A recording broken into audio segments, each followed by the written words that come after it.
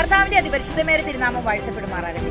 പുറപ്പാട് പുസ്തകം 3-ാം അധ്യായം 7-ാം തിരുവചനത്തിൽ യഹോവ അരുളി ചെയ്തത്, മിസ്രയീമിലുള്ള എന്റെ ജനത്തിന്റെ കഷ്ടത ഞാൻ കണ്ടു. ഊഴിയ വിചാരകന്മാർ നിമിത്തമുള്ള അവരുടെ നിലവിളിയും കേട്ടു. ഞാൻ അവരുടെ സങ്കടങ്ങൾ അറിയുന്നു.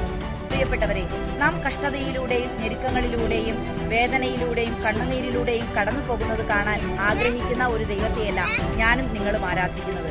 നമ്മുടെ കഷ്ടതയിലും വേദനയിലും നിരാശയിലും നമ്മുടെ അരികിലേക്ക് ഇറങ്ങി വന്ന് നമ്മുടെ വേദനകളെ മാറ്റി നിരാശകളെ നീക്കി നമ്മെ വിടുവിക്കുവാൻ കഴിയുന്ന സ്നേഹിക്കുന്ന ഒരു ദൈവത്തെയാണ് നാം ആരാധിക്കുന്നത്. ദൈവം തന്റെ ഏകജാതനായ പുത്രനെ നമുക്ക് നൽകി തന്നതുകൊണ്ട് ദൈവത്തിന് നമ്മോടുള്ള സ്നേഹം എത്രമാത്രം വലുതാണെന്ന് നമുക്ക് മനസ്സിലാക്കുവാൻ സാധിക്കുന്നു.